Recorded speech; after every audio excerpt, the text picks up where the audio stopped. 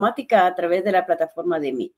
Bienvenidos a la clase de enfoque metodológico sección B del día miércoles 9 de julio del año 2025. Vamos a iniciar con el tema que nos toca en estos momentos, que es el expediente clínico. Vamos a hacer un repaso sobre las partes del expediente clínico. Vamos a iniciar la historia clínica y vamos a ver el genograma. Son los tres temas que vamos a desarrollar el día de hoy. La maestra Mónica Hernández les va a enseñar a utilizar el GenoPro, que es el programa que se necesita para poder plantear o practicar de forma adecuada el genograma en la historia clínica. Gracias, maestra Mónica. Procedemos entonces. Veamos lo del expediente.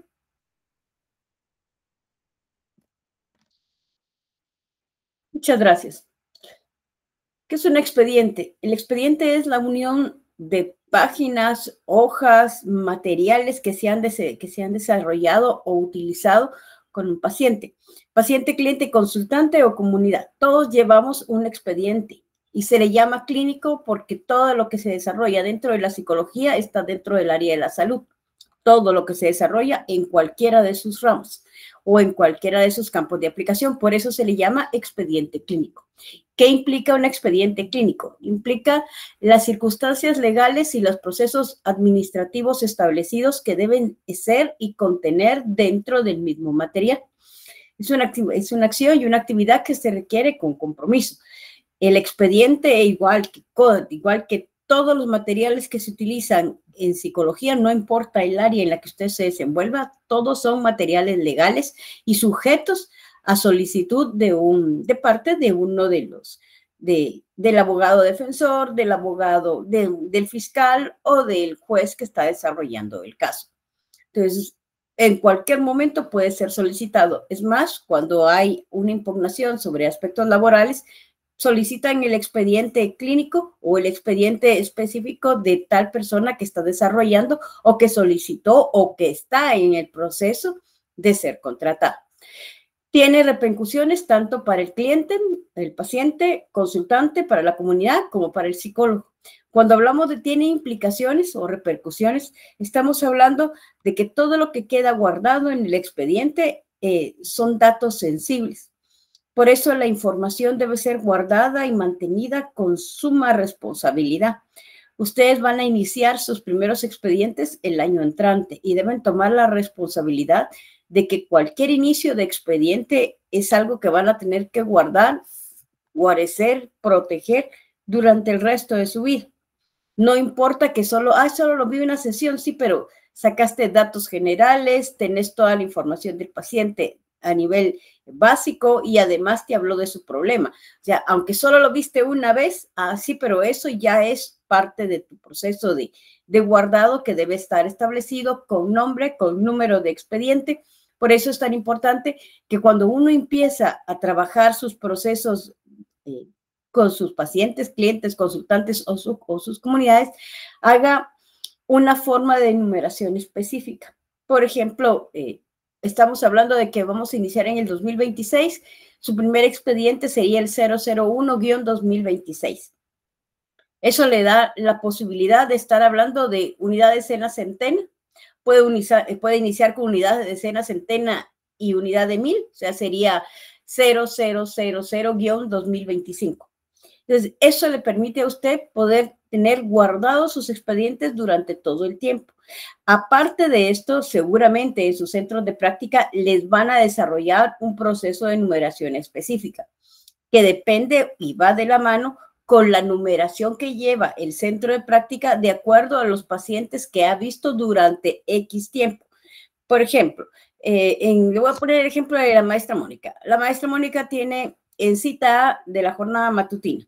Muy bien, ella inicia el 0001-2025, que puede ser para Catalán, que puede ser para Enríquez, que puede ser para Zapata, porque fue el primer estudiante que tomó paciente.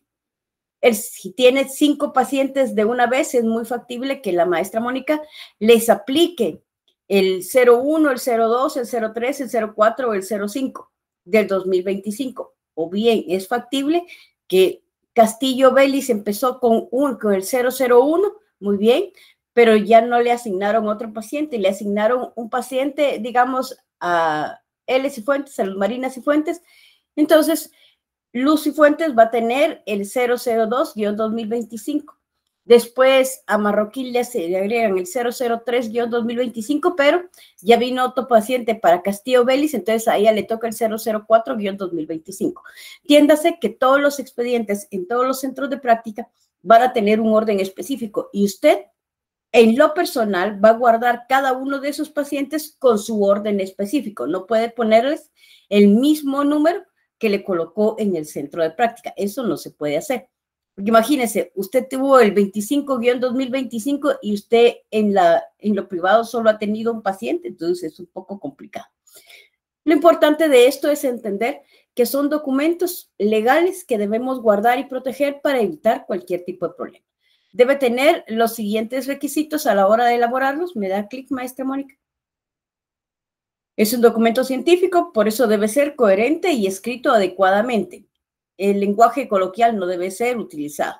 Es un vehículo de comunicación, por tanto habrá un receptor de la información. Nosotros siempre escribimos como para que alguien lo vaya a leer, como para que lo vaya a leer el abogado, como que lo vaya a leer el juez, como que lo vaya a leer el compañero supervisor que está trabajando. O sea, siempre escribimos para alguien. Y este escribir para alguien más nos permite como comprender cómo se está desarrollando la situación dentro del paciente y de la otra persona, que sería el terapeuta y el paciente. Debe entenderse y ser muy claro, o sea, ustedes deben aprender a redactar de la manera más adecuada. Debe estar justificado en lo que afirma y claro en los términos. Aquí significa que si usted va a utilizar determinadas pruebas es porque el expediente, o sea, el paciente así lo requiere. No es de que tiene problemas de conducta y yo le voy a aplicar, qué sé yo, una evaluación de personalidad o una evaluación de hábitos escolares. O sea, si nosotros aplicamos alguna evaluación, la vamos a aplicar porque así lo requiere el expediente, no porque nosotros así querramos, solo porque esa es la que me sé, esa es la que voy a aplicar. La cosa no es así. Se van desarrollando las evaluaciones y las pruebas de acuerdo a las necesidades de cada uno de los pacientes. Permitirá en un futuro la estimulación de opiniones o intercambio de información. Así es, cuando el expediente lo lea su supervisor o bien el fiscal o el abogado puede hacer preguntas pertinentes sobre el trabajo que usted está desarrollando. Debe ser útil, por lo tanto, facilitar datos y recomendaciones precisas de la intervención. O sea, usted debe dejar ahí guardado sus propias opiniones escritas de una manera adecuada, no con un lenguaje coloquial, sino de una forma adecuada. Y esas se convierten en recomendaciones para el trabajo o bien recomendaciones para usted mismo de lo que tiene que ir evaluando o reelaborando cada vez. No debe contener descripciones vagas que se pierdan en el camino y no aporta nada. Si no aporta nada, no será útil. Entonces usted está haciendo un papeleo, que es como cuando las personas están cantinfleando, ¿no? Empiezan a hablar como cantinflan, hablan mucho, pero al final no dicen nada. Mantener una relación estrecha con las metas y objetivos iniciales. El informe debe unir el motivo o queja principal de consulta con los resultados sin dar paso a la generación de dudas que se tratan de informar. O sea, debe ser claro, preciso y efectivos. No es extraño que por momentos se olviden los objetivos iniciales en un expediente y empieces a meter un montón de cosas que no son las adecuadas al trabajo terapéutico que estás haciendo. Le damos clic. Hay que tener en cuenta las consecuencias del informe que se va a dar al cliente. Esto es una parte del expediente. Recuerden que cuando nosotros hemos terminado o vamos ya avanzados con el proceso terapéutico con el paciente, a veces nos piden dar un informe de cómo va. El informe debe ser claro, preciso, estar perfectamente bien redactado, cero faltas de ortografía, cero faltas de redacción y tener con claridad la especificación de qué fue lo que se trabajó con el paciente, qué fue lo que se consiguió con el paciente y qué es lo que se necesita mejorar. Todos los informes, todos los expedientes, todas las historias clínicas, todo junto, todo, siempre es un documento legal. Y se los vamos a repetir hasta el cansancio porque toda la información que está documentada o que nosotros recibimos de nuestros pacientes, ya sea por mínimo que ustedes la consideran, todo eso es información legal y es información sensible y ustedes no pueden nunca utilizarla para nada de su interés. No puedo hacer TikTok, no puedo hacer publicaciones, no puedo hablar en Facebook, no me voy a hacer, qué sé yo, algo en Instagram, nada. O sea, usted no puede hablar ni decir, ni siquiera manifestar algún aspecto de su paciente o que se sospeche que ese es su paciente. No puede usted hacer eso. Eso es ilegal y puede ser causa de castigo o bajo cualquier tipo de ley, ya sea guatemalteca o internacional. Le damos un clic. Algunas recomendaciones para la elaboración. Toda la vida se van a utilizar hojas, papel, tamaño oficio. Toda la vida. Las hojas tamaño carta no son legales. Por eso existe en nuestra impresora un área que dice legal, el tamaño de hoja legal. El tamaño de hoja legal es un poquito más grande que el oficio. Sin embargo, es un poco más cara, onerosa. Entonces, lo que se pide es que sea en papel tamaño oficio, 80 gramos como mínimo. No lo van a hacer en 60 como para que se deshaga ese papel, ni tampoco es necesario hacerlo en 120 gramos porque genera demasiado grosor en el expediente. Entonces, las hojas son papel tamaño oficio, 80 gramos como máximo, 90 utilizan a veces. Pero debe ser siempre, siempre de papel oficio. Si usted hace su informe o su expediente en tamaño carta, ya tiene una varianza y obviamente es alguien que no sabe un proceso de trabajo legal que se está estableciendo. No se redacta en primera persona, sea que estamos en yo o en nosotros, no se hace así. Se redacta siempre en tercera persona del singular, o sea, en él, como que usted está hablando de él. Por ello no se utiliza su o sus tampoco, es siempre él, el paciente, la persona. O sea, siempre tenemos que trabajar en tercera persona y nunca involucrarnos. Si nosotros vamos a decir algo, yo le di un material para que jugara, o sea, tú como terapeuta, entonces usted debe escribir, el terapeuta le brindó al paciente material específico tal, tal, tal. O sea, usted siempre se saca de la ecuación, siempre lo hace como que escribiera para alguien más. O sea, son dos personas en el papel diferentes, no tiene que mencionarse usted ni mencionar directamente al paciente. Adriana dijo que tal cosa, no. Se tiene que decir, la paciente refiere tal y tal cosa. Entonces, entender el uso adecuado de términos psicológicos, la adecuada redacción, ortografía y los signos de puntuación, eso siempre se los vamos a remarcar. Siempre se redacta en pasado porque todo lo que usted está escribiendo ya pasó.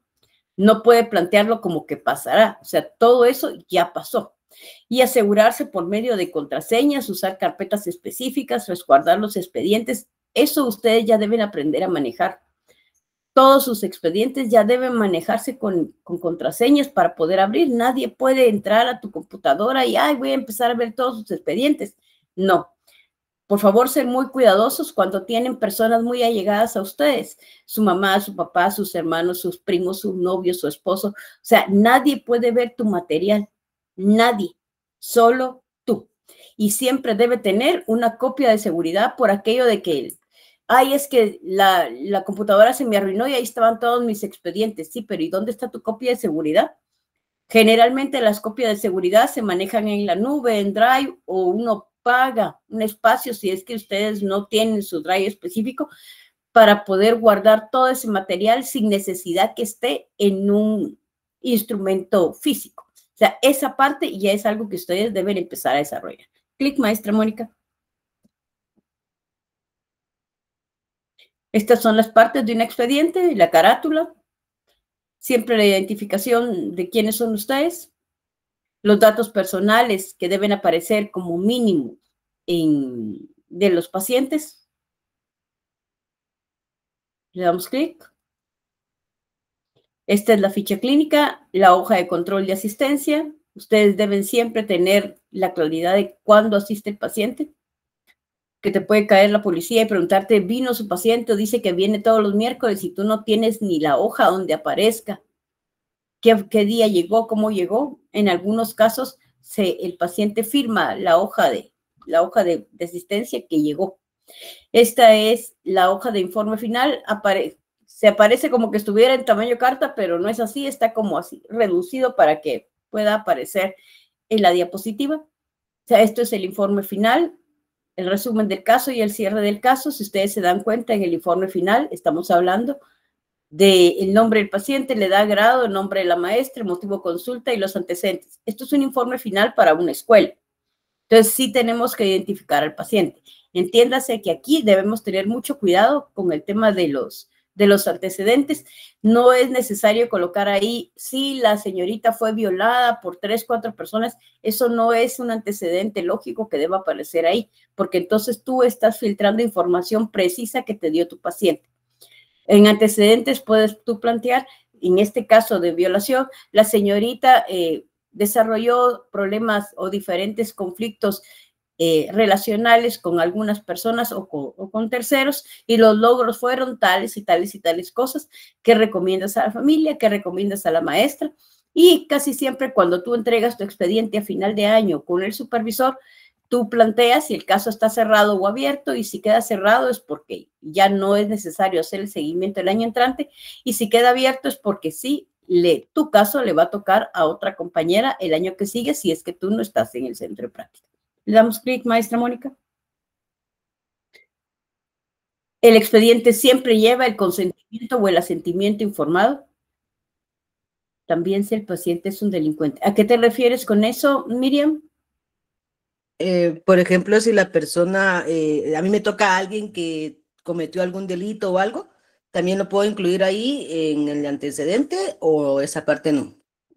En el motivo de consulta tendrás que colocar el por qué fue referido. Si fue referido por juez, por fiscal, o porque la persona está privada de libertad y necesitas hacer una evaluación, digamos que de personalidad o de acciones o cualquier cosa, entonces aquí varía un poco el informe final, porque no vas a necesitar colocar los antecedentes, asesinó a fulano, sutano, mengano, perenseco, eso no es necesario colocarlo ahí, pero pondrás en antecedentes el fiscal número 3 de la no sé qué cosa, solicitó la evaluación de personalidad del paciente fulano de tal, y pones qué fue lo que encontraste.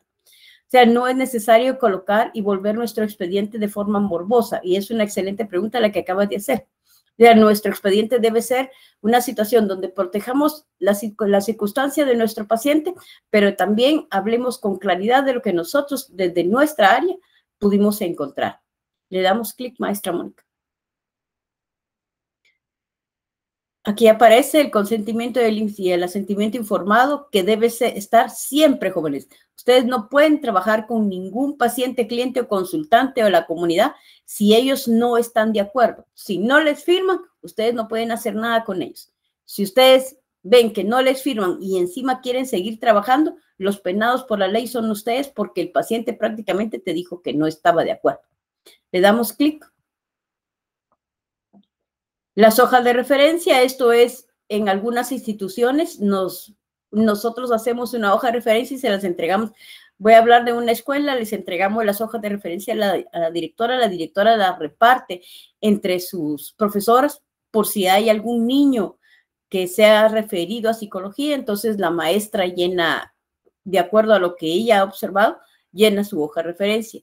A veces cuando llegan al CUM, los pacientes también hay una hoja de referencia, entonces se pone qué son los motivos de consulta, en qué situación se encuentra, el nombre en este caso es de la maestra, pero el nombre de la persona que refiere, que puede ser la mamá, el papá o el mismo, y las observaciones que serían los a grandes rasgos que ustedes vieron para poder hacer la referencia del caso a algún compañero. Si es que la doctora no se los asigna a ustedes. Le damos clic. Muy bien. La historia clínica es solo parte del expediente. A veces la gente piensa que el expediente es la historia clínica y eso no es así. La historia es parte del expediente clínico. El expediente es todo aquel mamotreto gigante donde está todo lo que has trabajado con el paciente, donde tú vas archivando todo lo que vas trabajando normal y comúnmente con el paciente, el cliente o la comunidad, de acuerdo a lo que tú vayas haciendo cada semana. En la historia clínica, su estructura, ya hemos hablado de esto en algún momento, son los datos generales que aparecen también en el expediente, el motivo de consulta, que es la razón por la que llega contigo, la queja principal, que es lo que nosotros encontramos que realmente tiene problemas. A veces te llevan al niño porque la criatura tiene problemas de relación con sus amiguitos y los está golpeando. Y nosotros nos damos cuenta en queja principal, cuando estamos ya hablando con el paciente, que lo que él tiene es tristeza. Entonces, la queja principal sería: el niño presenta un estado de ánimo variable que raya en la tristeza o en la melancolía o en lo que ustedes consideren que van viendo. Eso es solo un ejemplo. Entonces, debajo de la historia de la queja principal va la historia del problema actual, la historia personal, el examen mental, la personalidad premórbida, que es ya el análisis de cómo era antes del que iniciara el problema, la historia familiar, el genograma, la explicación del genograma, la historia escolar, la historia social, la historia laboral, la historia sexual, el análisis de signos y síntomas que hemos estado trabajando, focalización y jerarquización, la impresión clínica, el diagnóstico etiológico psicodinámico desde el DSM-5, la CIE-10 o el GRAP, y la fundamentación teórica del diagnóstico. Además, hay que incluir los cuadros de criterios del DSM-5 si es que están trabajando bajo el DSM-5 y si no el CIE-10, el plan de tratamiento y la fundamentación teórica del plan de tratamiento. Además de esto, hasta el final, ustedes hacen una evaluación general de cómo ven a su paciente para poder brindar el pronóstico. Todo esto es la historia clínica y su estructura, y ustedes deben desarrollar todo eso. Después de eso, de todo lo que ya hemos hablado, en el expediente siguen las hojas de evolución, los anexos, que serían los dibujos, los test, las fotografías, todo aquello que están desarrollando con el paciente. La hoja de evolución general, que casi todos los centros están trabajando, el contenido es el mismo, a veces la estructura varía, ya sea que los ponen arriba, abajo, a un lado, de lado, ¿sabe? Eso ya es gusto de cada supervisor, pero el contenido prácticamente es el siguiente. En la hoja de evolución aparece el objetivo que tiene que ir de la mano con el plan de tratamiento que usted ya desarrolló.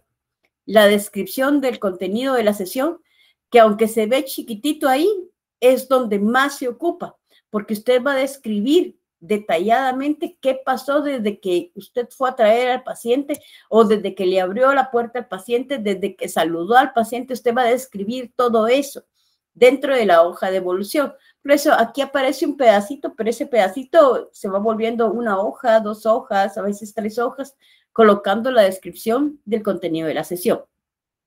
Después del contenido de la sesión va el análisis, que es ya el trabajo que usted va a desarrollar.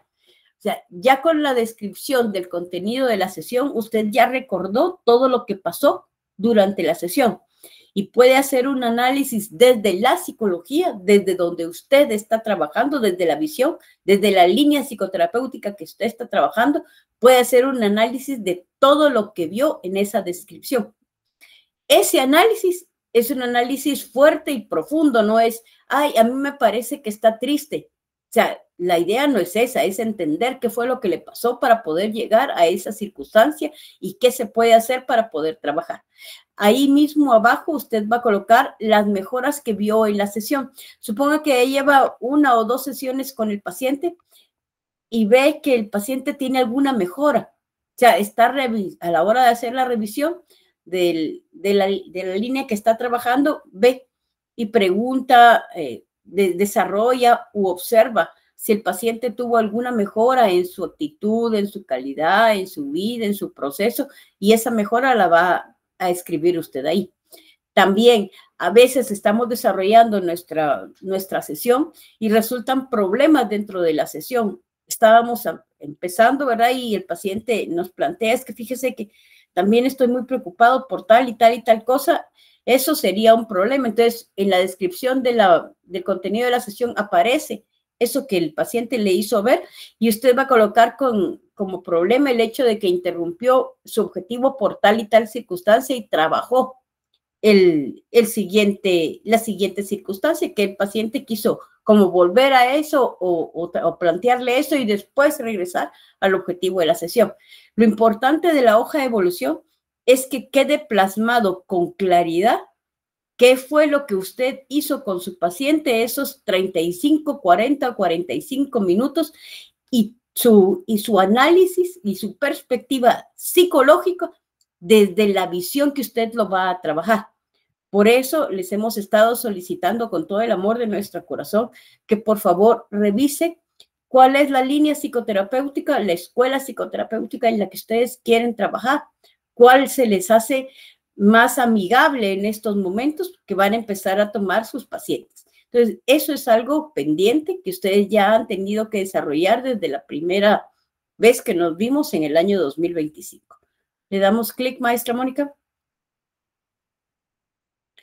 Esta es entonces la estructura del informe final dentro del expediente clínico. Se entiéndase la carátula, la ficha clínica, la hoja de control de asistencia, es lo que ya hemos visto, el informe final, el resumen del caso clínico, que son esas 2 hojas, se añaden hasta que usted ya terminó. Digamos que terminó el año y se va a ir de vacaciones y le puso suspenso a su paciente, entonces usted hace ahí un resumen de caso, un informe final y lo coloca hasta arriba de su expediente. Eso se hace de último, no vaya a pretender hacer el informe final cuando el paciente tiene solo una sesión. No, eso se hace hasta de último. Su hoja de referencia, el consentimiento informado, la historia clínica, la hoja de evolución y los anexos. Si ustedes ven, va en una curva que sube y baja. Ese es su expediente clínico y ahí, así como está, debe usted tenerlo siempre, siempre guardado para su protección. ¿Le damos clic, maestra Mónica? Muy bien, entonces ahora vamos a hacer solo un breve repaso de la historia clínica. ¿Qué es entonces la historia clínica? Es un instrumento, esto es un instrumento, es una herramienta legal que tiene el psicólogo para poder guardar y mantener los datos, todos los datos que el paciente nos da. La primera parte de la historia clínica son los datos generales, siempre se escriben en párrafo, por favor no lo vaya a hacer para abajo. Nosotros se los hicimos ver así en listados para que usted vea qué es lo que debe ir. Pero cuando usted lo redacta uno tras otro en perfecto párrafo.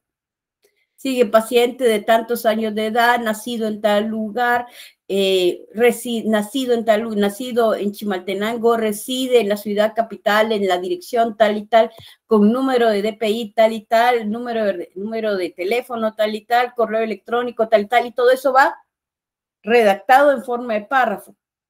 Si no, va a ocuparle un montón de hojas y eso no es importante. Lo que nosotros necesitamos es que se vea en párrafo para que no haya espacio. Si usted lo hace hacia abajo, queda mucho espacio aquí vacío y ese espacio puede ser llenado o colocado con otra información que no es la respectiva.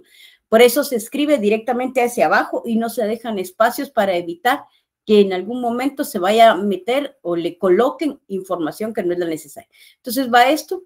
Se debe tener cuidado de que la información permita detectar, que no incluir.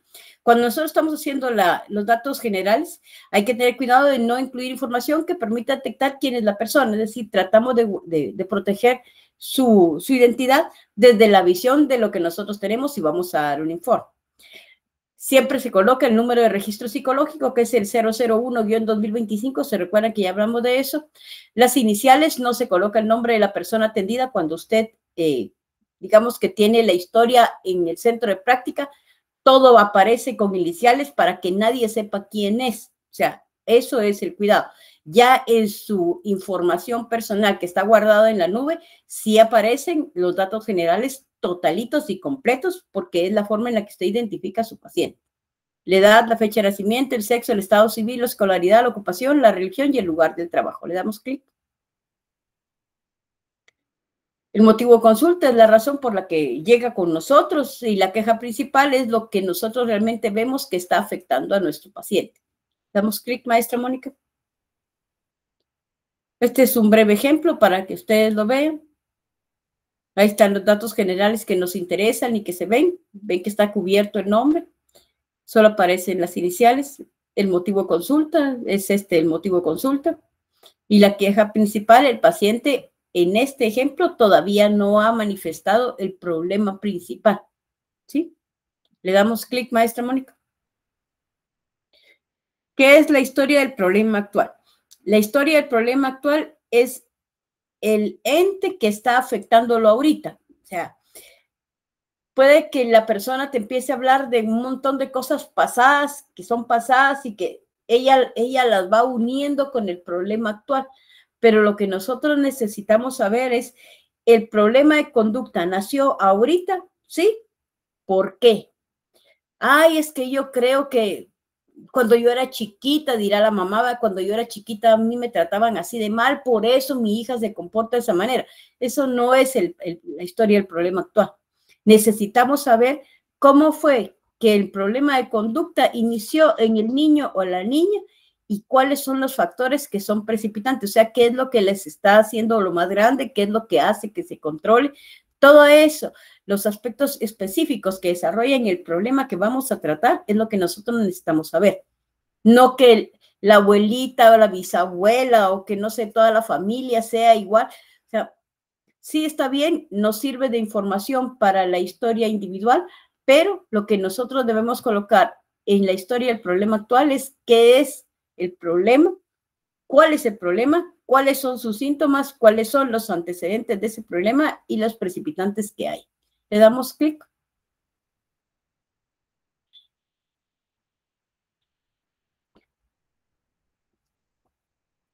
Se recuerdan que ya hemos visto que cada síntoma tiene intensidad, frecuencia y duración y ustedes deben evaluar cada síntoma de acuerdo a esto. ¿Cuáles son los factores precipitantes? Entiéndase, la niña viene de una familia conflictuada, muy bien, y el factor precipitante fue que dentro de la escuela unos amiguitos intentaron golpearla y ella se defendió y les partió el alma a todos los demás. Ajá, el factor precipitante fue que un grupo de estudiantes la agredieron. Ese es el factor precipitante. Pero ya tenía un contexto que es el que que nos platicaron, que es una familia conflictiva, complicada, peleonera, etcétera, etcétera, etcétera. Y tenemos que describir siempre el síntoma tal como lo estamos viendo. La señorita o la niña le pegó a sus compañeros en la cara, les jaló el pelo, para poner el ejemplo de la compañera de la semana pasada, los mordió, los pisoteó, después los insultó, les está mandando cartitas de amenazas. O sea, fue víctima, pero ahora es victimario, o sigue siendo víctima y la siguen haciendo lo que llaman bullying, ¿verdad? La niña sigue siendo afectada, se volvió retraída o al contrario, está más agresiva. Entender, realmente aquí es entender qué es lo que la niña está viviendo, cómo lo está viviendo y cómo ella reacciona a esa vivencia que está teniendo. Le damos clic, maestra Mónica. Los hechos acerca del padecimiento del problema actual. Recuerden que siempre es hechos del problema actual. Se pueden tomar diversas medidas para aumentar la validez de la información y eso es algo importante porque podemos trabajar en la relación con las metas de la entrevista, identificar las distracciones que pueden haber en parte del que está dando la información, usar las preguntas abiertas con nuestro paciente, hablar el lenguaje del paciente. Sin embargo, nosotros tenemos que escribir correctamente en nuestro informe y en nuestro expediente. Elige las preguntas correctas, que esto es parte del ejercicio que ya les hemos estado pidiendo, que platiquen con diferentes personas, que vayan desarrollando esa habilidad para hacer preguntas claras que puedan generar una gran cantidad de información. Y si hay que hacer algún tipo de confrontación, pues la hacen. Ustedes ya saben que son suaves, moderadas y abruptas, y esas confrontaciones pues en algún momento desarrollan o hacen que el paciente tome conciencia de lo que está desarrollando. Para hacer una confrontación ya hemos hablado que se necesitan ciertas posibilidades y ciertos accesos y haber desarrollado ciertos momentos para que funcionen dentro del paciente. Le damos clic, maestra Mónica. Ejemplo, por favor, léalo.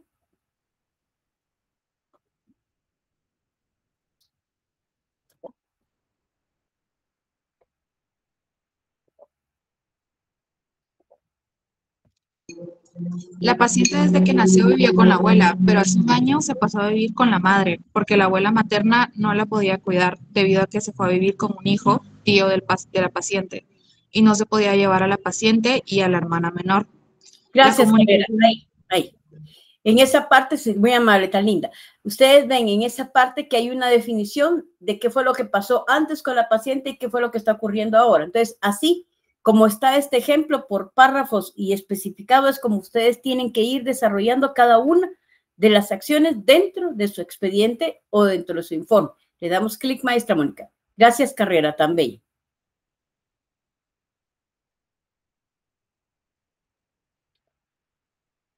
Cuando ya terminamos la historia del problema actual, vamos a ingresar directamente con la historia personal. Cuando hablamos de la historia personal, es cómo el paciente se ve, cómo el paciente se sabe, cómo el paciente conoce lo que él ha vivido durante toda su vida. Si es un niño, hay que mandar a llamar a la mamá, casi siempre es la mamá, es muy raro que llegue el papá, pero a veces llegan los papás, y hablar y preguntar aplicando la anamnesis, que es otra herramienta de las enfermedades que ha padecido, si ha tenido accidentes, cirugías, si es, según la mamá, un líder positivo o tiene comportamientos negativos, cómo utiliza su tiempo libre. Eso es algo muy importante, cómo los papás creen que el niño utiliza su tiempo libre o cómo el niño o el adolescente o persona adulta refiere que utiliza su tiempo libre. A veces nos dicen, es que yo no tengo tiempo libre. Ya yo trabajo todo el día y después me dedico a la casa o veo a mi hijo o lo traigo, lo pongo o lo acompaño, etcétera, etcétera, etcétera. Y usted se va dando cuenta que las señoras pueden ser mujeres sobretrabajadas. Entonces, el tiempo libre es así como que, híjole, ni siquiera estoy viendo televisión sentada, pero como estoy atenta al niño o a lo que están haciendo, sí sería mi tiempo libre, pero al final no. Entonces, entendamos qué es el tiempo libre y qué es lo que la persona entiende por el tiempo libre. Si es adolescente, investigar siempre su área de autoimagen, cómo se ve él o ella, su autovalía, que es otra cosa, las relaciones interpersonales, los noviazgos, los amigos, son cosas importantes en la vida de un muchacho, de una niña o un joven adolescente. Si pertenece a algún grupo o alguna pandilla o alguna mara, si consume algún tipo de drogas o es adicto al alcohol o alguna otra circunstancia, aquí también ya deben incluir el teléfono celular, los juegos, las cartas y todo ese tipo de cosas que en algún momento pueden capturar la vida no solo de un adolescente, sino de un preadolescente. Ahora los jóvenes, los niños 9, 10 años ya están en circunstancias como de dependencia del teléfono celular, de los juegos. Ya no es necesario esperar a la adolescencia para estar viviendo este tipo de circunstancias. ¿Sí, maestra Mónica?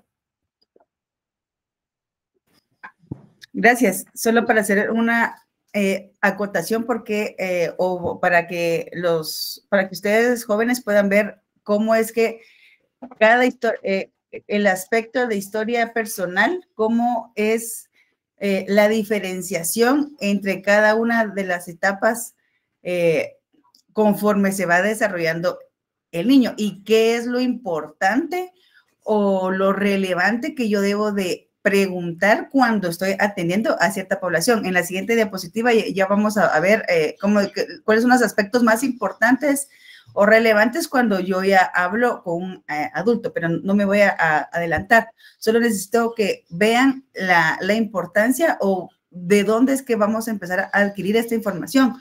Con los preescolares y con los primarios, incluso hasta yo me atrevería a decir hasta un tercero o cuarto primaria, es muy necesaria la anamnesis. No estoy diciendo con esto de que no hay que llamar al papá o no hay que entrevistar nunca a los papás, pero quien conoce el instrumento, que yo me imagino que ustedes ya tuvieron un acercamiento con un instrumento llamado anamnesis, la anamnesis pues indaga todo lo que es el embarazo como tal.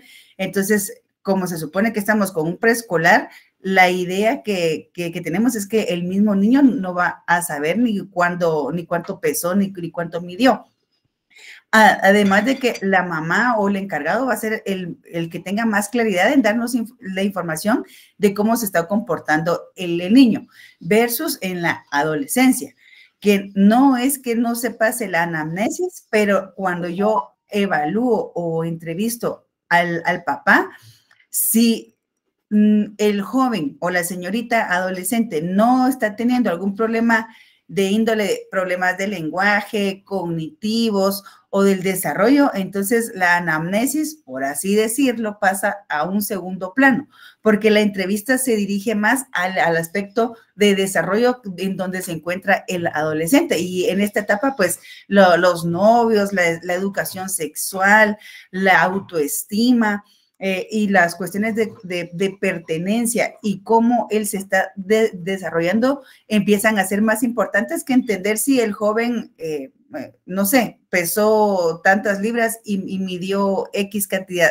de centímetros, porque no está relacionado con la conducta que está manifestando, en este caso, porque se siente tan triste o porque está tan deprimido, versus en un niño preescolar. Entonces, la importancia de saber qué debo de preguntar y qué instrumento empiezas a ser relevante conforme las etapas o conforme el tipo de consultante al que me estoy enfrentando. Únicamente, gracias.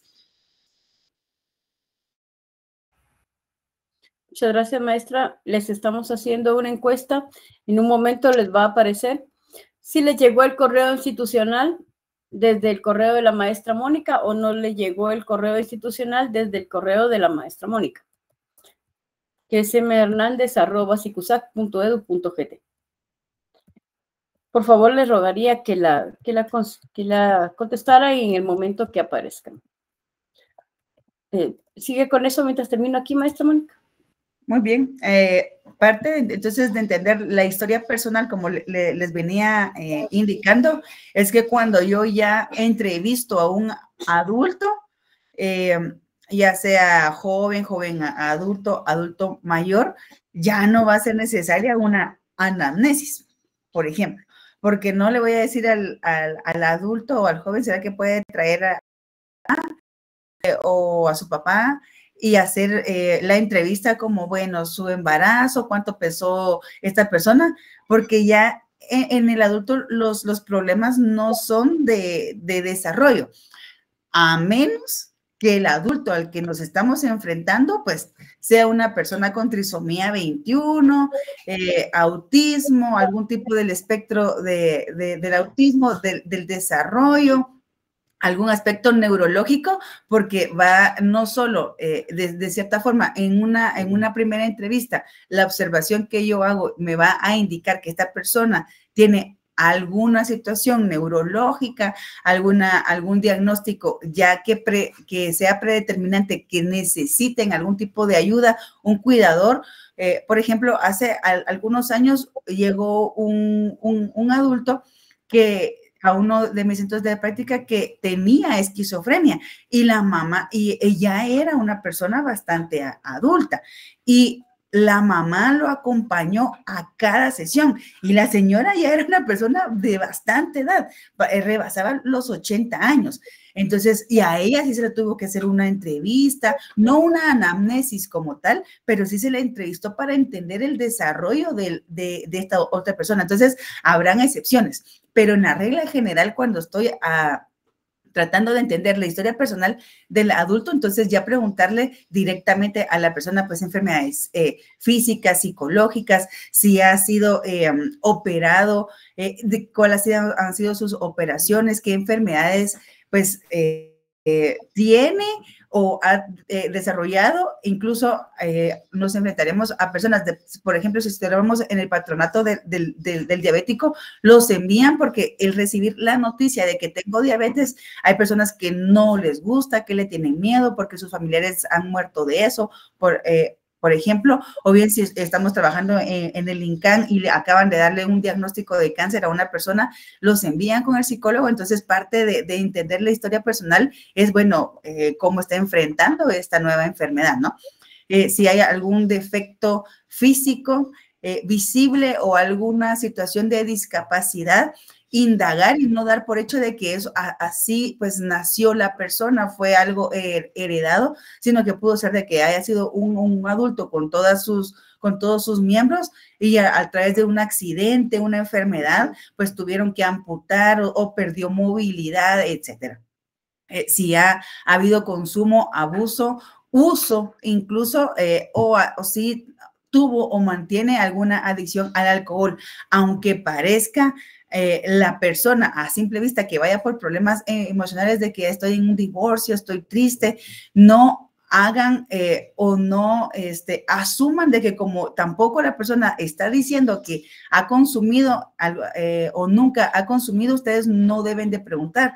Al contrario, esta parte se vuelve de suma importancia porque a veces están en alguna resistencia o de pronto fumaron durante 10 años y ahora están teniendo algún tipo de repercusión, pero como ellos ya hace tanto tiempo que dejaron de fumar o de beber, ya no le prestan importancia y ya no lo dicen. Y si usted no pregunta, compromete un diagnóstico certero, porque el dejar ciertas drogas o ciertos estimulantes a largo plazo también puede estar relacionado a la sintomatología que esté presentando el paciente en el ahora.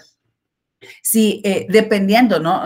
No en todos los casos le puedo preguntar a la persona, mire, usted es prostituta o usted es un gigoló, o sea, no vamos sobre eso, a menos de que el paciente o la paciente esté marcado sobre ese tema. O bien, cuando yo le pregunto su profesión, bueno, yo trabajo en bares, yo trabajo o pertenezco a una red donde nos colocamos en la zona 1, yo doy mis servicios sexuales, bueno, entonces yo también me da esa apertura de preguntar, ¿no? Tanto en los jóvenes como en la gente adulta, dependiendo de las zonas donde viven. Por ejemplo, hay centros de práctica donde constantemente los pacientes dicen es que yo no saco a mi hijo o yo no trato de no salir porque hay algunos que nos molestan porque quieren que mi hijo pertenezca a su grupo, le llaman ellos, entonces ya te dan estos indicios. Y si ha estado en la cárcel, dependerá también del motivo de consulta. Casi siempre está ligado al motivo de consulta como tal. El estado civil también irá en la historia pues, personal y la calidad de sus relaciones y la situación actual con su familia. Solo es la situación porque general, porque hay un aspecto, hay una esfera, una historia que se llama historia familiar, que ahí usted va a volcar toda la información. Y si hay abandono o hubo abandono, ya sea de mis papás me abandonaron o me abandonó mi esposa o mi esposo o yo me siento abandonado, también va en esta parte. No sé si hay alguna duda o solo es lo de la encuesta que usted acaba de enviar. Así. Listo. Sí, muchas gracias, maestra Mónica. El examen mental ya lo hemos desarrollado, ¿verdad? Siempre es bajo la estructura del Ascale. Aquí hay un pequeño extracto solo para poner como ejemplo. La personalidad premórbida es describir cómo era la persona antes de presentar el cuadro de enfermedad, o sea, lo que le está molestando.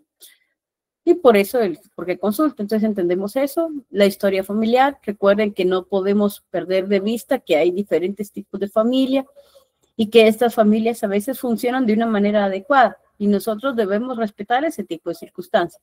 Recuerden que también hay familias por vínculos afectivos y hay familias pues que discuten, pelean, etcétera. Hay muchísimo tipo de familia.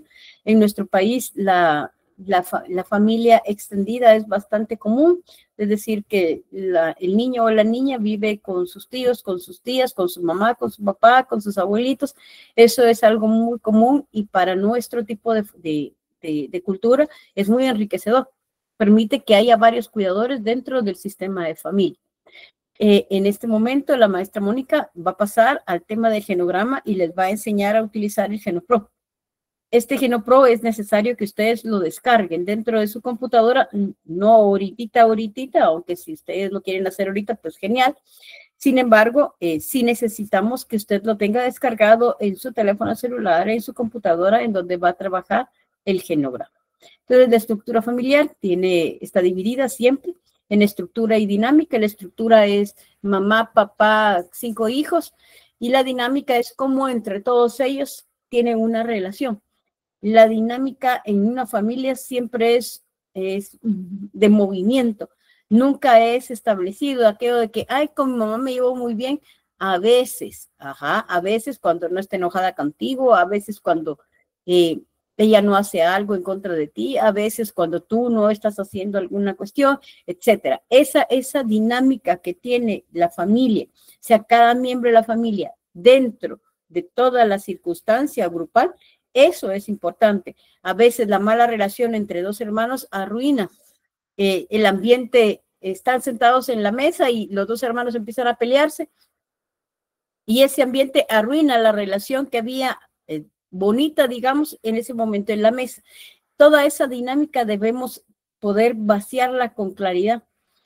Todos los seres humanos somos sociales y la familia es el primer ente con el que nosotros nos desarrollamos. Entonces, tener la claridad de los antecedentes familiares por adicción, alcohol, tabaco, cannabis, cracks, cocaína, otras drogas o enfermedades como antecedentes básicos de enfermedades.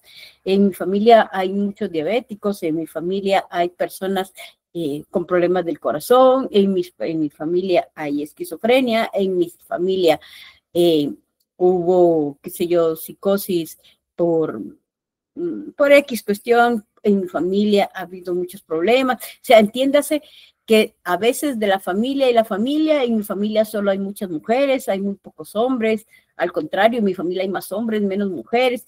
Todo eso que plantea y marca muchas veces la manera en la que se mueve la familia, es importante plantearlo en el esquema que la maestra Mónica les va a dar a conocer. Mónica, maestrísima.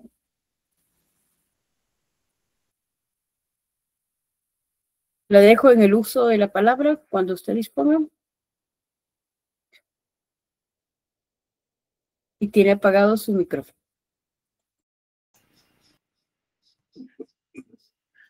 Muy bien, solo porque ya no sé si la mayoría ya terminó de contestar la encuesta. Por favor, necesito que respondan la encuesta. Les voy a dar un minuto para que por favor respondan la encuesta. Licenciada, buenos días. Disculpe, a mí no me llegó la encuesta. Está en el Meet. Ah, gracias, licenciada.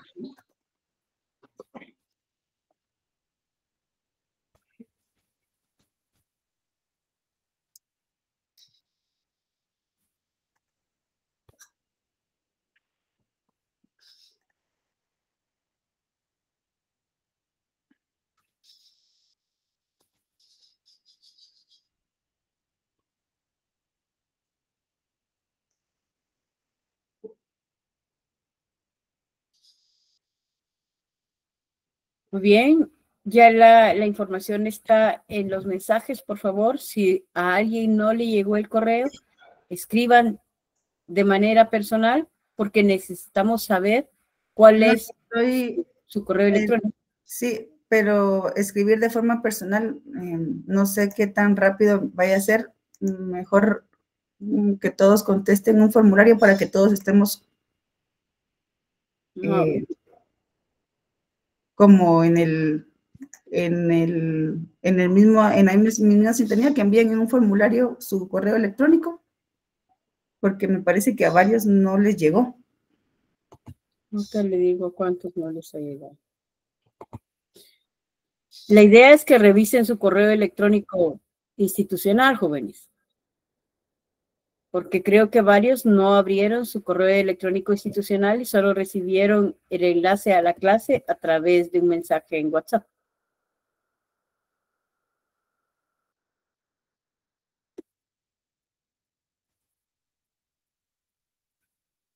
Tal vez solo aclarar que sí está la encuesta aquí en Meet, pero está en el apartado de herramientas. Ajá. Ahí donde aparecen puedan votar. Todas las bolitas, donde aparecen un montón de un cuadrito hecho de bolitas. Ahí usted le da clic, le aparece emisión en directo, encuestas, grabando, grupos de trabajo y preguntas. Ahí en encuestas le da clic y usted ya puede desarrollar.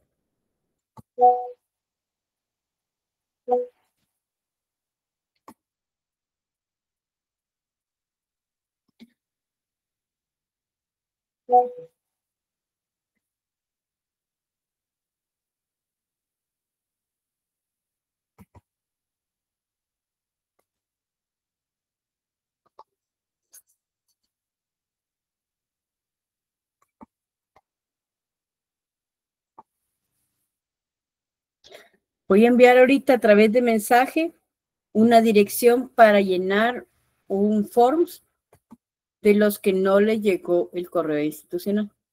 O sea, no le llegó a su correo institucional su mensaje. Aquí está.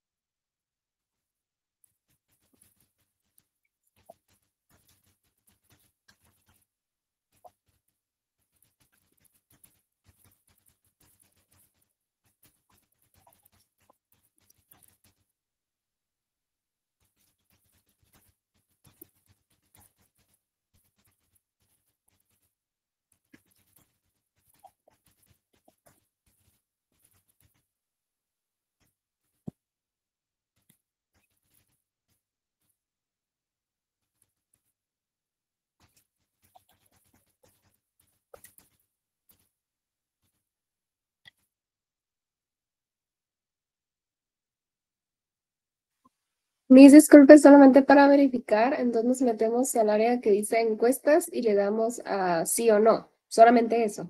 Sí, Ok, pone gracias. sí si le llegó y pone no si no le llegó.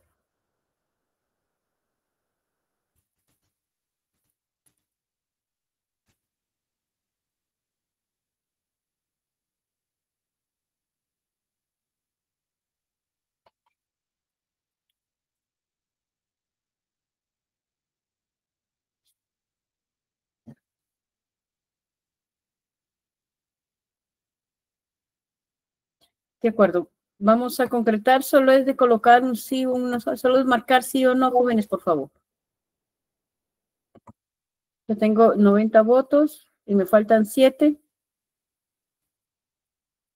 Y por favor, vamos a hacer una modificación en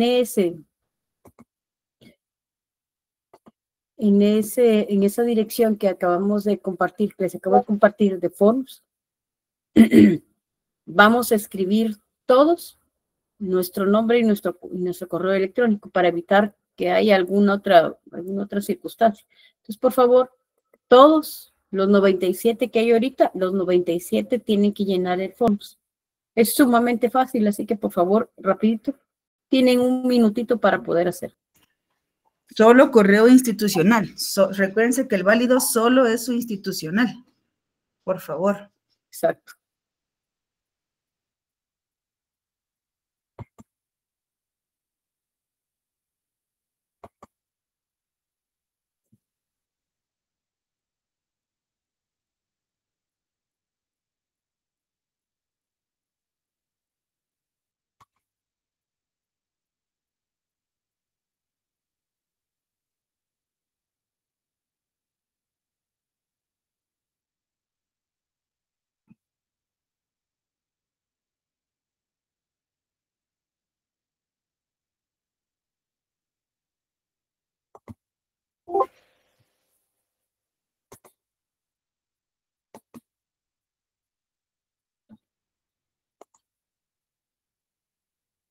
Muy bien.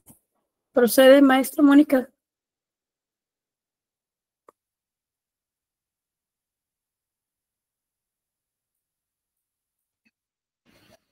Solo para aquellos que no han llenado, solo 47 respuestas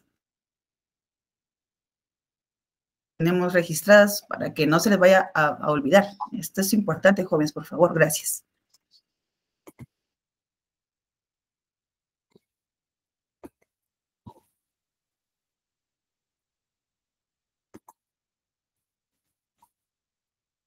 Vamos, maestra Mónica.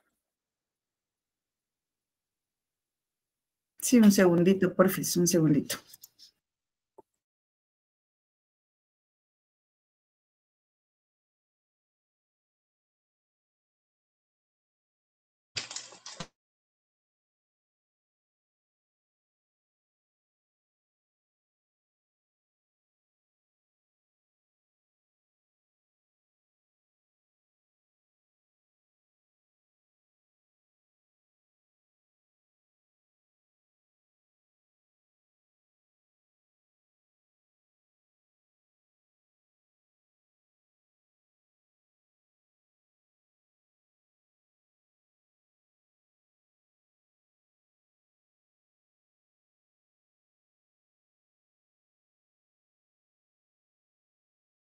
Ya estoy presentando. Pregunto. En efecto, maestro. Gracias. Porque a partir de este momento yo los dejo de ver como tal para que me apoye por si hay alguna duda por ahí.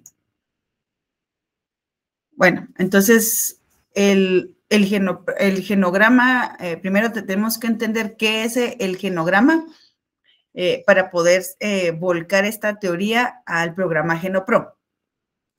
La teoría del genograma no es muy profunda porque necesitamos practicarlo en el GenoPro para que esto como que tenga la relación que nosotros queremos.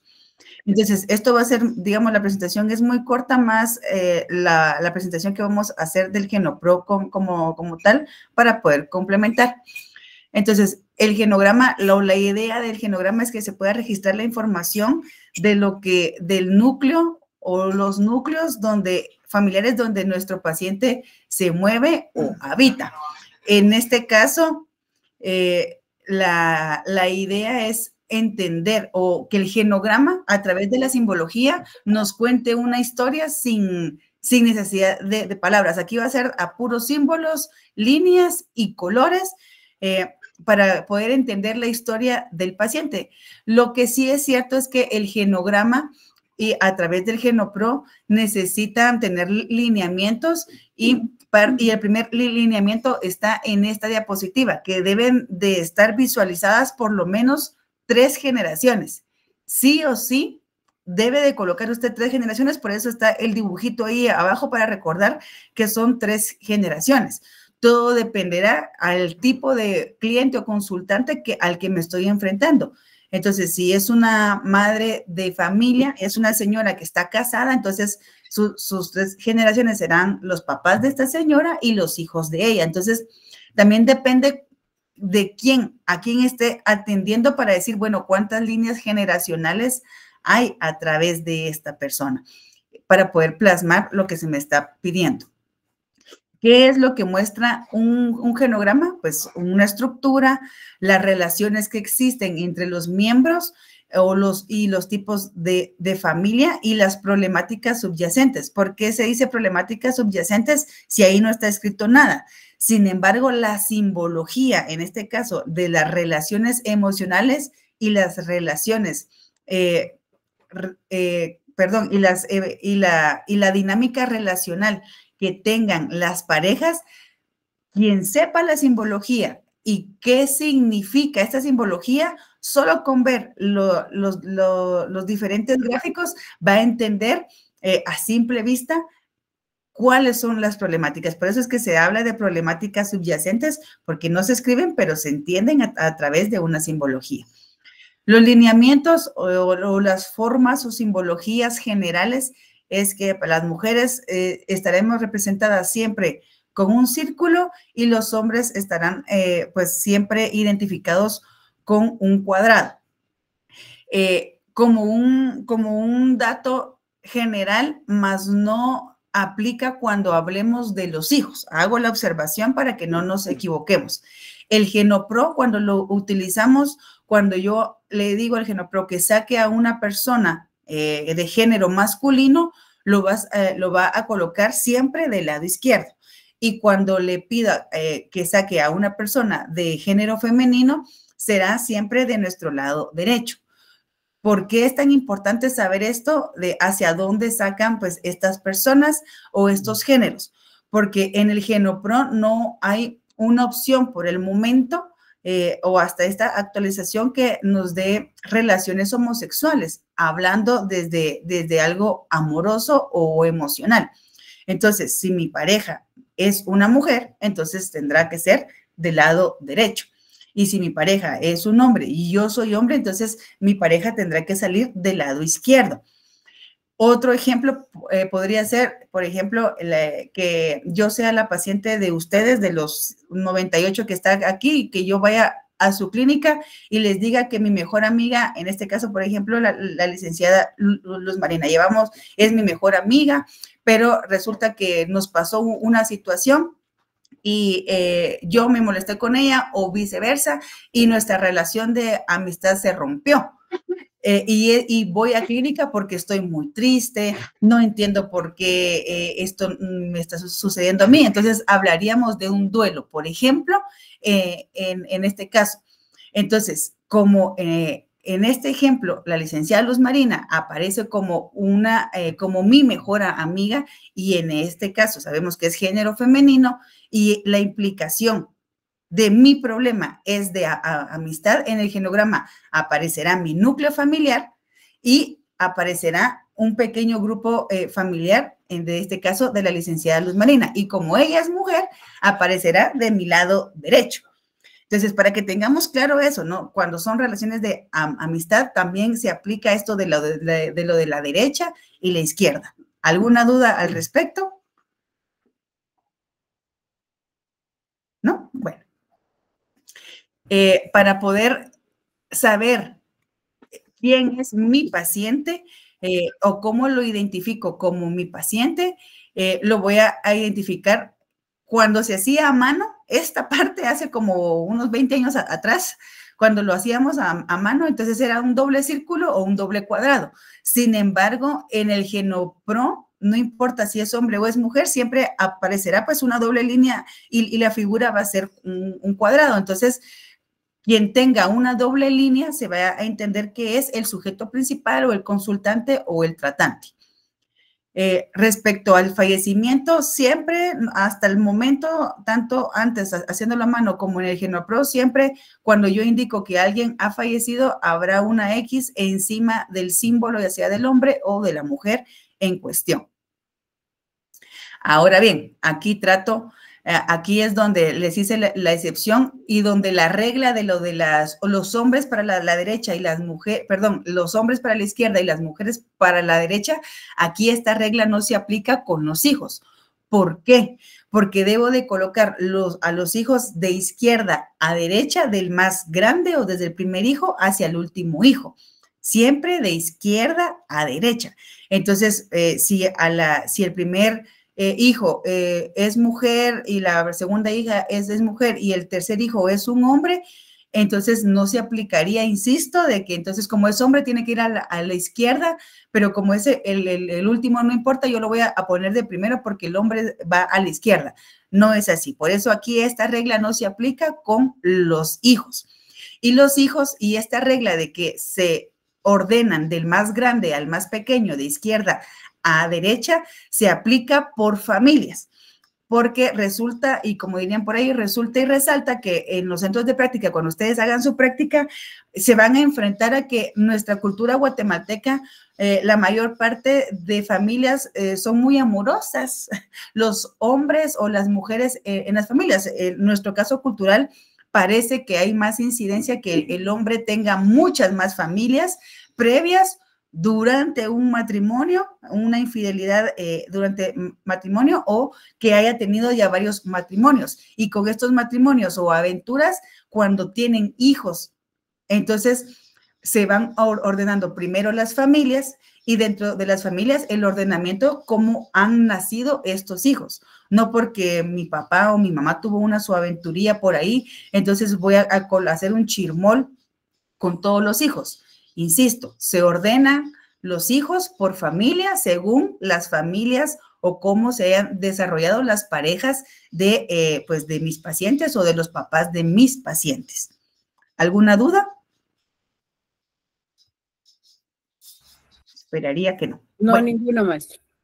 Y después hablaremos de relaciones habitacionales o la relación habitacional. ¿A qué nos referimos con esto? Aquí, como pueden observar, la línea es una línea discontinua. En el Genopro también aparece como línea discontinua. Sin embargo, se hace la aclaración o se solicita que la línea sea continua, porque cuando veamos las líneas emocionales, hay líneas emocionales que también están discontinuas y a veces se puede confundir entre una línea y otra. Entonces, en este caso se solicita que la línea habitacional sea una línea continua. Solo un segundito, por favor.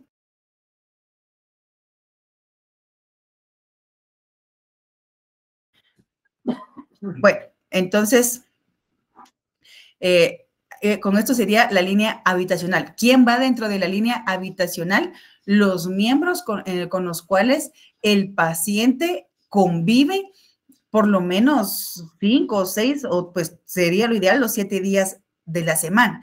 Entonces, en este caso es con quienes convive.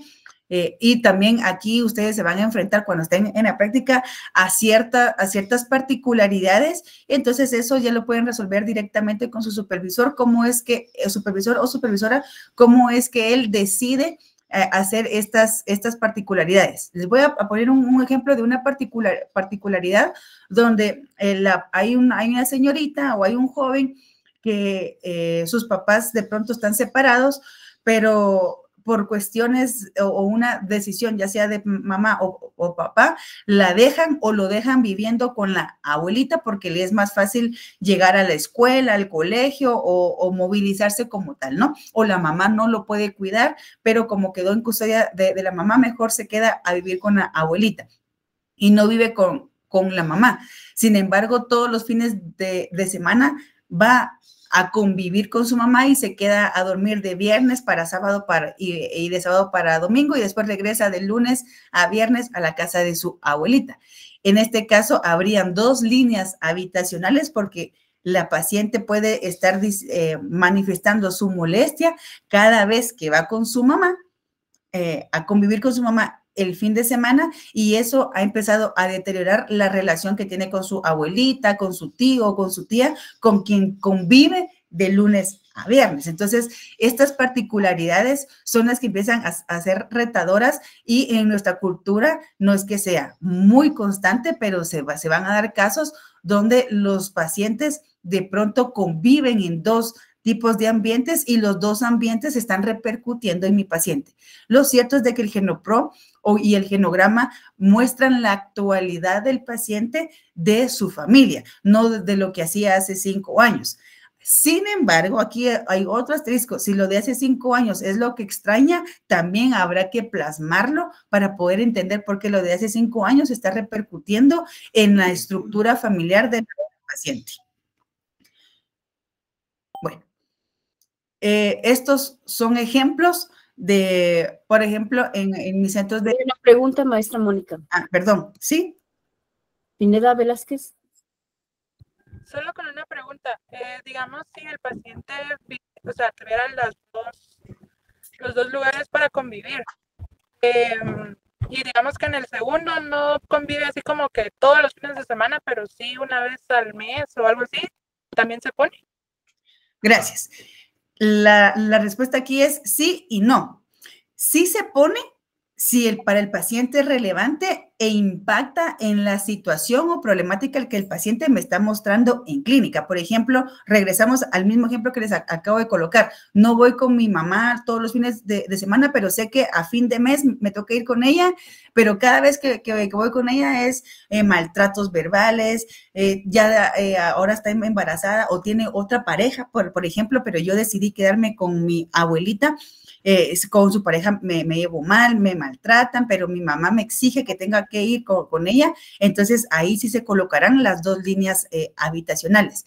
¿Qué hago yo en mis centros de práctica? Les indico que la línea continua me va a dar a mí la información de que es la línea habitacional constante y una línea discontinua que me marca una línea habitacional me va a indicar de que es esporádico o algo periódico la estancia de mi paciente en ese núcleo familiar.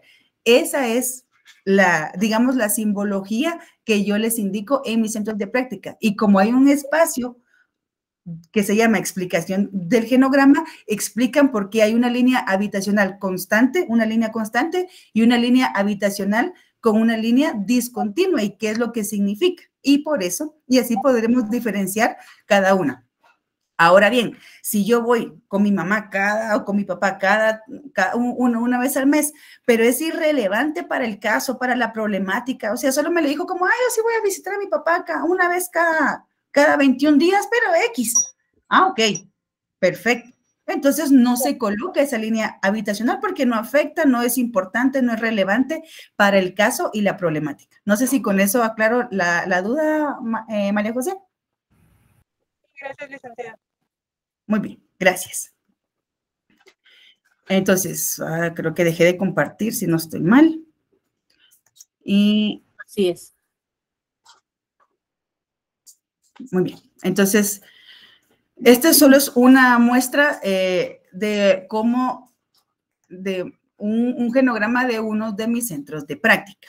Entonces, por favor, aquí sí pido esta discreción, no tomen captura de pantalla, no tomen fotografía, por favor. Esto solo es con fines de que ustedes puedan ver cómo se ve un genograma ya en una práctica desde nuestra institución como Escuela de Psicología. En una hoja está toda la simbología y en otra hoja está un genograma. Como tal, lo más amplio y lo más estético, lo más ordenado que se pueda. Este genograma que estaba en la hoja anterior es este genograma que les estoy mostrando en este momento. Si se dan cuenta, el paciente, les voy a preguntar a alguien, en este genograma, ¿quién es el paciente? Con lo que hemos visto con... ¿Es Anderson? Muy bien, excelente, Anderson, clarísimo. Ahí está la doble línea y está identificado ahí. ¿Con quién vive Anderson? ¿Alguien podía contestarme con quién vive Anderson? Vamos a ver quién se anima. ¿Con quién vive Anderson? Con Carlos, María, Carlos y Joshua. Excelente. Esa es la línea habitacional. No hay nada más que decir. A simple vista, ya que está ahí María José, me voy a aprovechar de su buena voluntad. María José, si yo le preguntara a usted con lo que usted ve ahí, ¿con qué personas cree usted que se lleva bien Anderson? Por lo que usted ve ahí, ¿con qué personas cree que se lleva bien Anderson? Sería con María, con Hermelita y con... Ay, ¿quién es la otra? Faustina. Ok, perfecto. ¿Y con quiénes se llevará mal o tendrá algún conflicto Anderson?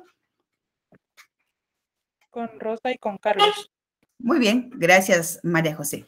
La idea, o tengo entendido de que el año pasado en Enfoque tuvieron que haber visto pues de pronto como una introducción a esto o en alguna otra clase.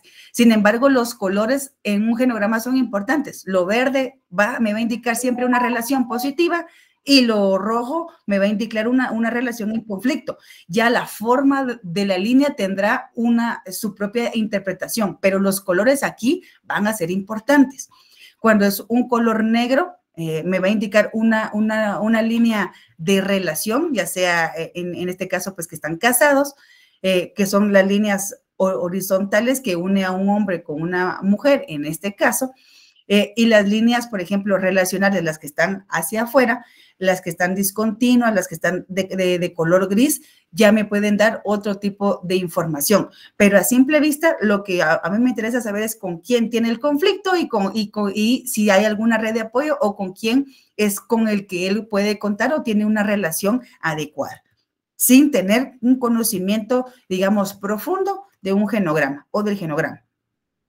Otras formas de ver genogramas, porque de pronto hay pacientes que van solo 3 sesiones y se van, o 4 sesiones, insisto, o sea, poquitas sesiones y de pronto no obtuve nada de información. O sea, lo llegó, se desahogó y como se sintió bien, como a algunos pacientes les sucede, y se van.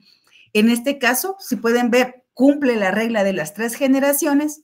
No tengo ningún dato, entonces se quedará como, bueno, saber cómo se llamaban, pero cumplimos de que hay un árbol generacional. Entiendo de que está la mamá, el papá y que había una hermana y que en este caso el paciente es el que está en color morado, tiene la doble línea.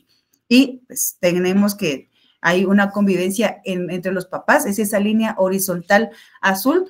La mayor parte de líneas horizontales que unen a las personas van a ser líneas de relación, o que me van a indicar algún tipo de relación, entiéndase matrimonio, divorcio, viudez, aventura, convivencia, infidelidad incluso. Y pues todas las líneas hacia afuera van a ser líneas emocionales. Bueno, aquí hay otro genograma que ya está más amplio. En este caso entendemos que la paciente es una mujer, tiene un hermano mellizo, hombre, por la forma en la que están indicados. Y lo importante o lo relevante de este genograma que es, arriba con los abuelos maternos de esta paciente, se dan cuenta que no hay nombres, sino que hay sobrenombres o no sé cómo es que se le llama a este tipo de, como de apodos que nosotros colocamos culturalmente, que a los José se les dicen Chepe, por ejemplo. Sin embargo, conforme han pasado los años, hemos distorsionado hasta eso, que ahora, si no estoy segura que el abuelito se llame José, mejor le colocaremos el sobrenombre o la forma en la que la paciente lo identifica. Lo ideal sería tener los nombres de las familias, no cómo se llama realmente esta persona. Incluso si se dan cuenta, del lado izquierdo, el tío de parte de papá, un tío paterno, solo sabíamos que le decían el canche, ¿no? Y ella se refería así como el canche. Nunca se supo, o pues el terapeuta o la terapeuta en este caso no indagó cómo se llamaba esta persona a la que le denominan el canche, y de plano entonces colocaremos la información que me dio la paciente. Entonces, sí se puede colocar un sobrenombre una vez el sobrenombre no sea peyorativo. El negro, el gordo, la lombriz, que le digan, no sé, cochinita o pepa, o que le digan, no sé, algo peyorativo. Esa parte, por favor, no. O sea, no podemos seguir nosotros replicando de cierta parte un bullying o una denigración a una persona. Incluso lo de canche todavía habrá que verlo, si era porque la persona debería ser una persona blanca o era una forma de burlarse de una persona de un tono de piel distinto, ¿no? Entonces, tengamos cuidado en eso. Para eso me sirve este genograma para poder ejemplificar esta parte. ¿Alguna duda? Sí, hay una pregunta. ¿Vamos a evitar poner apellidos en el genograma? De cierta forma, no lo podríamos evitar porque el genograma nos pide todos los datos. Entonces, lo que sí puedo hacer es que yo puedo configurar qué aparece y qué no aparece en el genograma. En mis centros de práctica, yo sí solicito que aparezca un nombre y un apellido. Habrán supervisores que les digan que no aparezcan nada o solo iniciales, porque se supone que el genograma no lo ve nadie más que usted como psicólogo y su supervisor. Esta parte nadie más la ve, entonces hay como esta libertad, entre comillas, que se explique de una mejor forma los genogramas. ¿Por qué yo pido un nombre y un apellido? Porque a veces hay familias que replican el mismo nombre, que el abuelo se llamaba Alejandro, el papá se llama Alejandro y ahora el hijo se llama Alejandro, y hay un montón de Alejandros por todos lados. Entonces, por lo menos identificar si hay un Alejandro que se llame Alejandro José, el otro Alejandro David, etcétera. Entonces, en este caso sí se podrían colocar estos nombres para entender y no causar un desorden en el genograma. No sé si la licenciada Cifuentes quiere colocar algo ahí al respecto. No, Javier Enrique ha levantado la mano. Sí, Javier. Silic, una consulta, y si por ejemplo el papá biológico por alguna u otra razón no está presente con el paciente y es otra figura masculina que tiene como esa forma de ser el padre, por ejemplo, un tío que actúa más como padre que el padre biológico, ¿ahí se marca o se pone exactamente igual? Lo biológico no lo podemos quitar del genograma. El papá va a aparecer como el papá desde la biología. Sin embargo, en las líneas emocionales, por ejemplo, que en este caso Jimena, su papá es Estuardo, pero su tío, al que ella denomina canche, es como quien lo ve como figura paterna, no será una línea, en este caso verde, sino que hay en el GenoPro hay una línea que dice amor, armonía, entonces amistad, esa la colocaremos y la colocaremos hacia el tío canche. Y en la explicación del genograma colocaremos que ella reconoce como figura paterna al tío que ella denomina canche. ¿Estamos? Y, por ejemplo, que ella no viva con su papá biológico, sino que sea con el tío canche, con la tía Luz y con los demás. Colocaremos la línea habitacional al tío canche y a la tía Luz. Dejaremos fuera de la línea habitacional al papá biológico, pero el papá como tal debe de existir desde la biología y ahí debe de estar, porque el papá tuvo relaciones con la mamá y de ahí nació nuestra paciente. No sé si con eso aclaro, no sé quién fue el que preguntó. Sí, gracias. Sí, María José. Y si en dado caso no conocen al papá y tiene como un padrastro. Entiendo. Al padrastro es al que se saca después. Esto es lo que, no sé si me va a dar tiempo de ver el GenoPro o ustedes me dan unos minutos para poder mostrar esto que usted me está preguntando, María José, porque voy a poner este ejemplo con este genograma. Por ejemplo, que ahora Jimena, la paciente, tenga un padrastro, entonces a la mamá Lourdes en el GenoPro yo le indico que tiene otra pareja, el GenoPro colocará una pareja del lado izquierdo a la par de Estuardo, yo lo alejaría un poco más y ya colocaría la relación emocional, por ejemplo, dependiendo de cómo me lleve yo con mi padrastro, entonces colocaré una línea de odio, una línea de amor y si mi padrastro vive con nosotros, entonces la línea habitacional sería el padrastro, la mamá Lourdes y siempre quedará fuera el papá Estuardo. Pero el papá biológico siempre debe de colocarse. No sé si con eso aclaro, María José. Ok. Bueno, y solo voy a mostrar cómo es que sería la explicación del genograma y qué es lo que no debería, cuál es el error que se comete y pues el llamado a no hacerlo. Es el número 4, el inciso número 4. No vuelvan a escribir otra vez la historia familiar o la esfera familiar. Eso ya lo hicieron. La explicación del genograma es, perdón la redundancia, explicar las líneas que ustedes usaron. Eso es la explicación del genograma. Otra vez regreso a un genograma que ya hemos visto. Y aquí está el ejemplo, por favor, no le tomen fotografía, insisto, no le vayan estoy confiando en que nadie está tomando fotografía de esto, pero por lo menos entender que el genograma o la explicación de este genograma, la persona, el terapeuta a cargo, explicó las líneas que utilizó. Solo voy a hacer mención del primer párrafo, por ejemplo, por parte de la familia materna, el abuelo Miguel y la abuela Faustina estuvieron casados. Voy a regresar y todos ubican, por favor, o ubiquen conmigo al abuelo Miguel y la abuela Faustina. ¿Cómo sé que están casados o cuál es la línea de casados? Es una línea horizontal de color negro. Es esa línea. Eso me indica que están casados. Ahora bien, por otra parte, la abuela con quien tenía una relación de armonía falleció de cirrosis. ¿Por qué es importante explicar? Porque si bien la abuela está fallecida, el paciente sigue diciendo y afirmando de que él recuerda con mucho cariño a su abuela, que la quería mucho, tenía una bonita relación y a él le gusta estar recordando esta relación con su abuela. Porque si alguien ve esto y no hay una explicación, va a decir que el niño habla con una muerta, entonces, o que ve muertos. Entonces, no es este el caso porque está indicado que la abuela está fallecida. Por eso es tan importante el genograma y la explicación del genograma.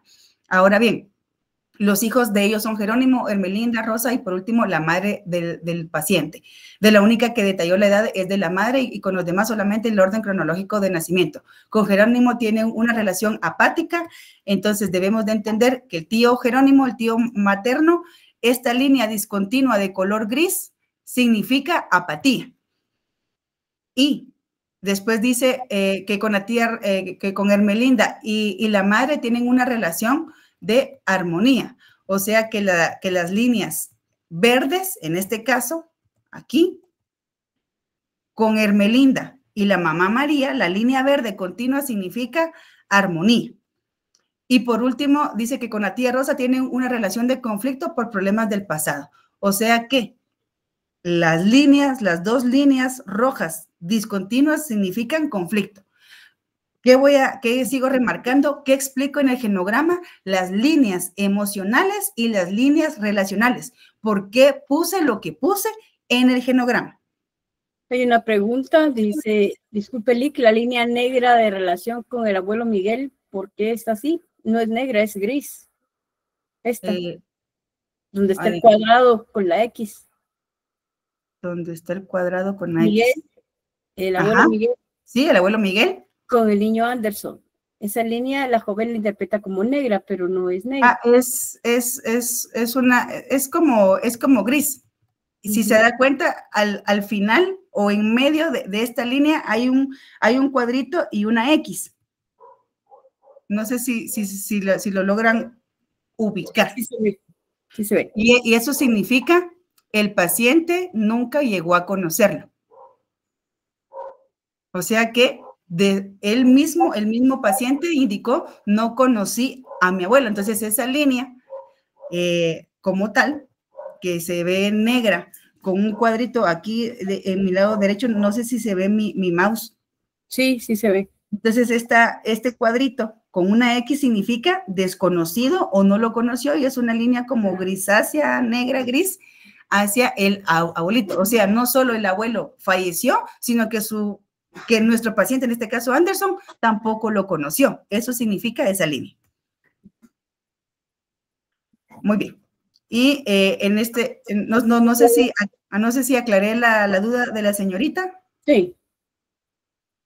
Esto sería otro genograma. Hago la aclaración que el Genopro, el programa Genopro es gratuito, pero como es gratuito tiene una limitante de hasta 25 miembros. Entonces, también tener claro eso. ¿Por qué? Porque si se dan cuenta, en este genograma no están las parejas de las personas que ya tienen hijos, porque se priorizó, digamos, los hijos legítimos de la unión de Víctor y Marta, y se dejaron afuera a los yernos y a las nueras, y solo se indicó a los hijos o a los primos de nuestro paciente. Sin embargo, no tienen relevancia o impacto en el caso porque no tienen ninguna línea, no los une nada. El paciente podemos ver de que está conflictuado con todos menos con su mamá. En este caso, su papá biológico es Enrique, sin embargo, está divorciado de la mamá y ya nos indican las líneas.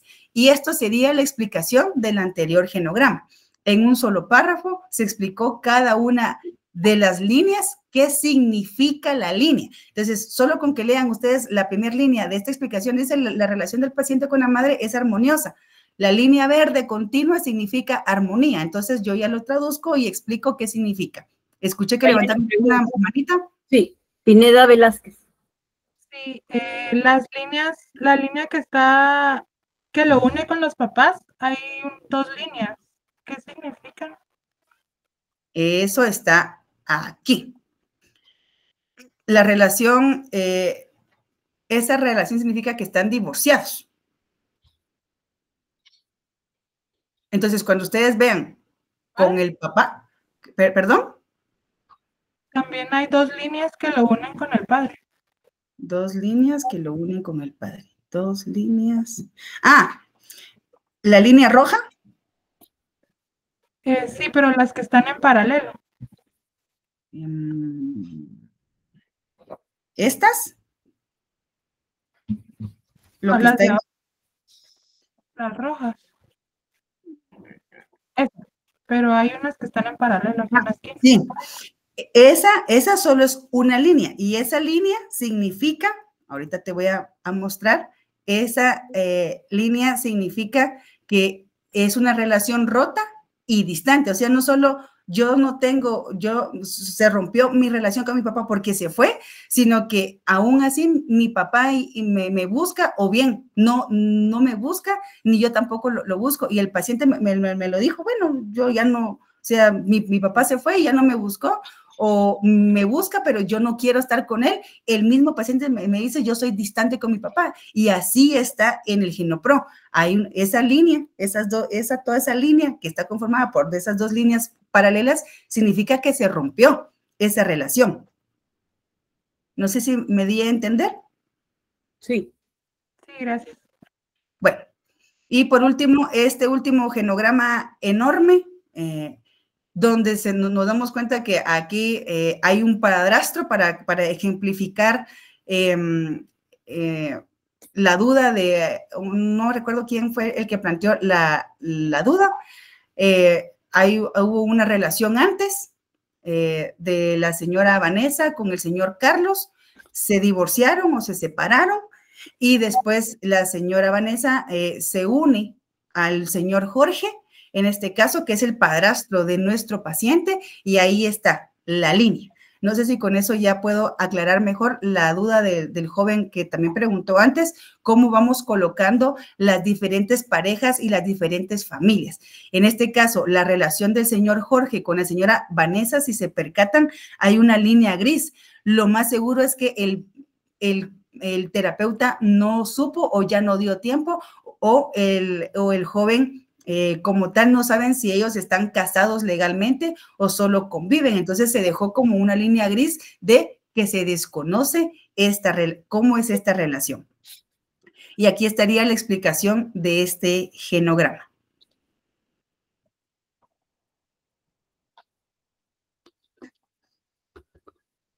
¿Hay alguna duda? No, nadie levantó la mano. Bueno, entonces usted me indica, licenciada Luz Marina, cómo procedemos, porque no nos dio tiempo a todo. Exacto. Tenemos todavía 87 personas, pero el planteamiento del GenoPro nos llevaría por lo menos una media hora más. Mejor suspendemos aquí para respetarles sus horarios a los jóvenes y vemos la manera de poderlo explicar la próxima semana ya en presencial a través de la aplicación en la pantalla.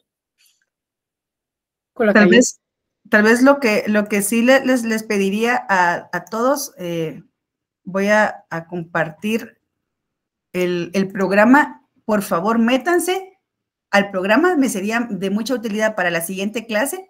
De veras me sería de mucha utilidad, no solo a mí, sino a ustedes, tener como esta claridad de cómo se usa. Vamos a explicar el GenoPro. Sin embargo, me gustaría que lo instalen. Ustedes se meten a Google, ponen GenoPro. El primero que les va a aparecer, se meten a esta página, les va a indicar, si deseas descargar el GenoPro 2007, ese no lo descarguen. Hasta abajo de esa página está el otro GenoPro, o ustedes coloquen GenoPro 2020. Entonces, se va a descargar o busquen descargar el GenoPro 2020 en este caso. Entonces, les voy a compartir rápidamente cómo es el GenoPro. ¿Me ayuda, licenciada Cifuentes? Sí, ya estoy compartiendo. Exacto, ya está. Entonces, aquí estaría una forma, un genograma ya hecho. Aquí están todas las líneas. Solo para que ustedes, por favor, instalen el programa en su computadora, intenten hacer familias ficticias, vean, imagínense si hay dos familias, si hay un padrastro, y poder colocarlo. Solo voy a explicar cómo saco yo las líneas relacionales y emocionales. Me coloco o doy un clic derecho sobre la persona a la que yo quisiera pues sacar una línea emocional o relacional, y un clic izquierdo para seleccionar y un clic derecho. Y aquí me va a mostrar líneas emocionales y líneas relacionales cuando yo ya estoy sobre una línea horizontal, y aquí me va a colocar, las líneas de relación. Siempre es un clic izquierdo sobre la línea o la persona a la que yo quiero indicarle algo, y me indicará los distintos tipos de relación que existen, y la emoción o el sentimiento ya me posiciono sobre la persona y ya me va a mostrar la nueva relación emocional. ¿Alguna duda al respecto? Esto solo es rápido para que más o menos ustedes indaguen, traten de hacerlo y en la próxima clase pues daremos un poco más de explicación de cómo se usa el GenoPro. Sí, la idea es que ya lo tengan descargados en sus instrumentos, en todo caso sus teléfonos celulares o sus computadoras. Muy bien, jóvenes. Nos quedamos aquí. Muchas gracias por venir. Nos vemos la próxima semana ya en presencial, allá en el CUM. Cuídense mucho, que todo esté muy bien. Nos vemos, feliz tarde. Adiós.